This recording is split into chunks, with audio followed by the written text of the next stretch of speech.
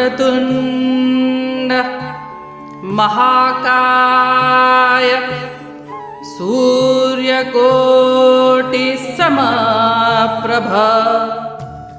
निर्विघ्नं कुरु मे देव सर्वकार्येषु सर्वदा।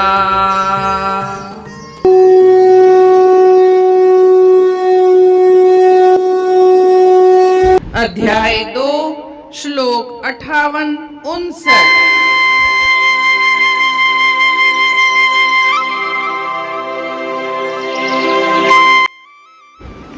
यदा संहर्ते चायं कूर्मोऽङ्गानीव सर्वशः इन्द्रियाणि इन्द्रियार्थेभ्यस्तस्य प्रज्ञा प्रतिष्ठिता।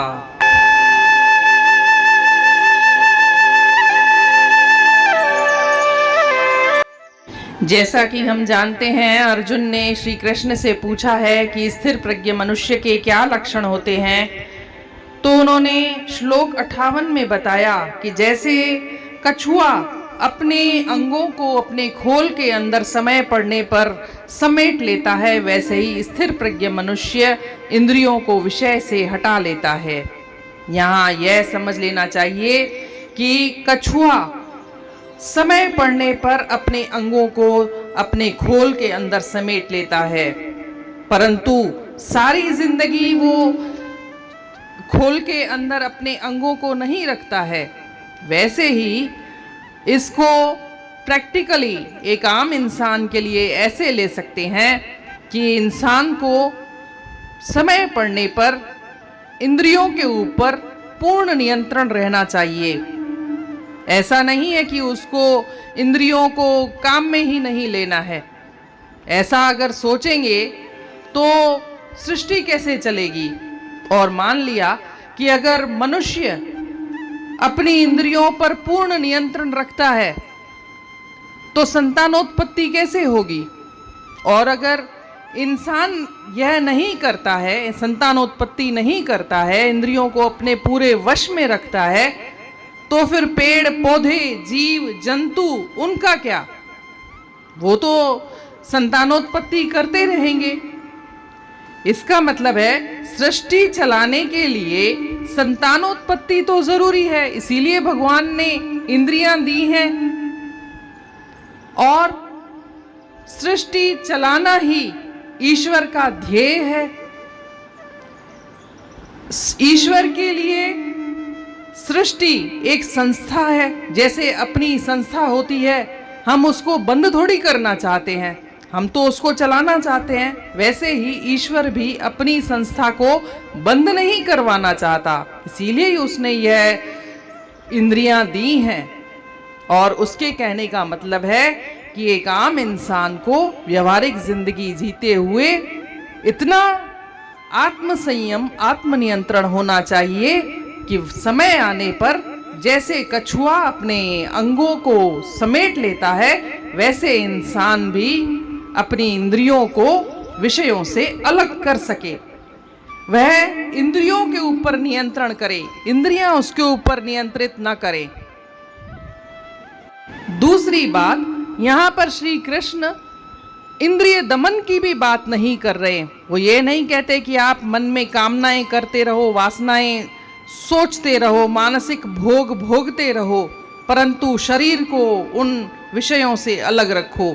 ऐसा वो दमन की बात भी नहीं कर रहे हैं। वो कहते हैं ऐसी कामनाएं पैदा नहीं होनी चाहिए, ऐसी इच्छाएं नहीं रहना चाहिए, आपके मन के ऊपर नियंत्रण रहना चाहिए।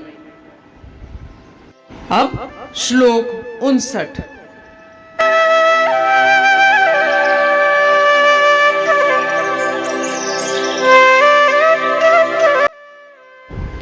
विषया विनिवर्तन्ते निराहारस्य देहिन रसवर्जं रसोप्यस्य परं दृष्ट्वा निवर्तते।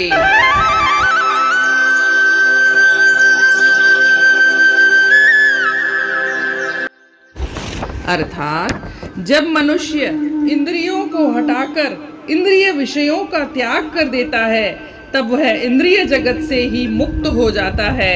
उनके लिए लालसा या स्वाद अभी भी मन में बना रहता है। यह लालसा भी तब दूर हो जाती है जब आत्मा का बोध होता है।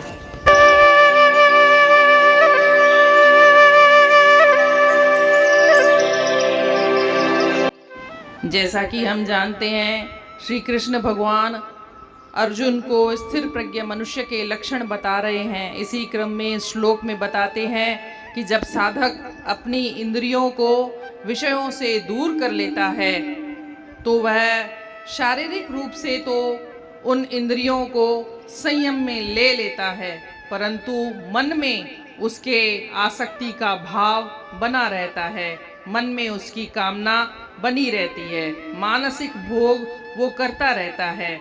परंतु जब उसे आत्मबोध हो जाता है, सेल्फ रियलाइजेशन हो जाता है, तब यह आसक्ति भी चली जाती है।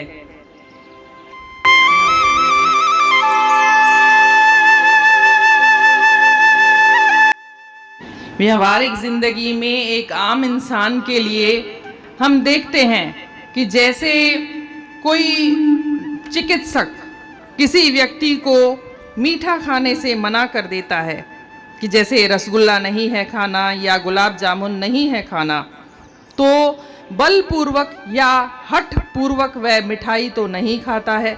शरीर तो मिठाई से अलग हो गया, इंद्रियां तो विषयों पर कंट्रोल कर रही हैं, परंतु उसके मन में वह रस का स्वाद चलता रहता है, वह मीठे का स्वाद चलता रहता है, वह मानसिक भोग भोगता रहता है। परंतु आत्मबोध हो जाए, उसको एक बार ऐसा ज्ञान हो जाए कि यह मिठाई का भाव ही मन में न रहे, वह मानसिक भोग भोगने की भी इच्छा न रहे, वह कामना ही न रहे, वह आसक्ति ही नहीं रहे, तो कह सकते हैं कि उसमें स्थिर प्रज्ञ मनुष्य के लक्षण उत्पन्न हो रहे हैं। ईश्वर यही शिक्षा दे रहे हैं कि ऐसा नहीं कि आप इंद्रिय दमन करो, परंतु आप मन को इस तरह से साधो कि उसके लिए कोई कामना ही न रहे, इच्छा ही न रहे, वो मानसिक भोग भोगने का भी मन न करे, दिल में वो ख्याल ही ना आए। अभ्यास से इस अवस्था तक पहुंचा जा सकता है।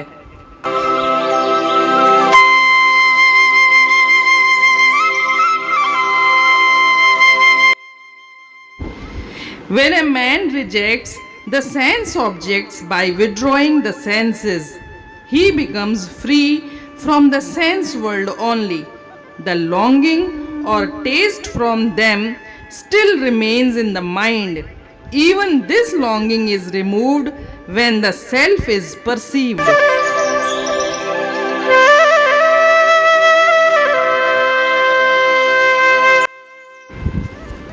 करे नए मतूं तरकूं पंडित भली, थियो छा छॾे जे न दिल हुन पली, पले दिल सफ़ा सोथो माणे स्वाद, करे हक जो दर्शन रहे नित थो शाद।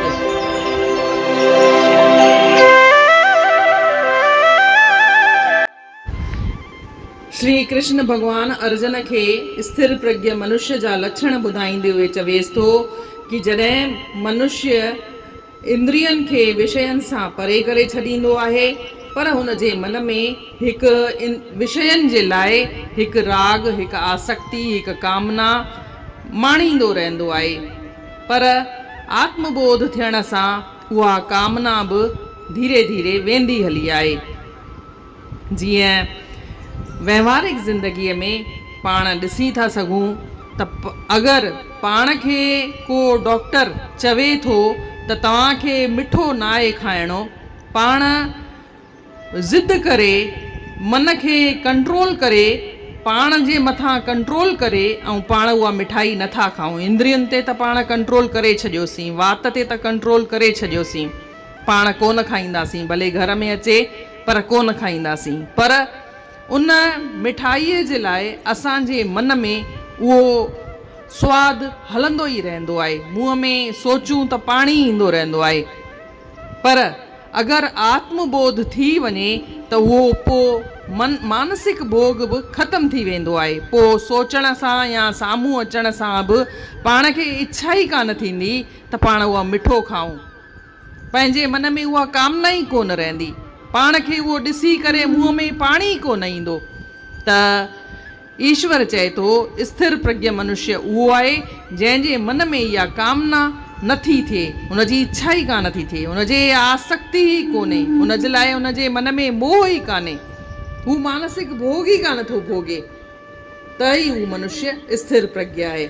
पाण खे कोशिश करे आत्मबोध त वॾी ॻाल्हि आहे, पर सुजागी रखी करे ईअं धीरे धीरे अभ्यास करणु घुरिजे त असां जे मन में उन्हनि शयुनि लाइ उहा कामना धीरे धीरे न रहे, उहा इच्छा ई न रहे। हिते इंद्रिय दमन जी ॻाल्हि कान्हे कि तव्हां इच्छा खे दॿायो, हू चए थो इच्छा रहे ई न। बसि इहा ई गीता जी सिख्या आहे।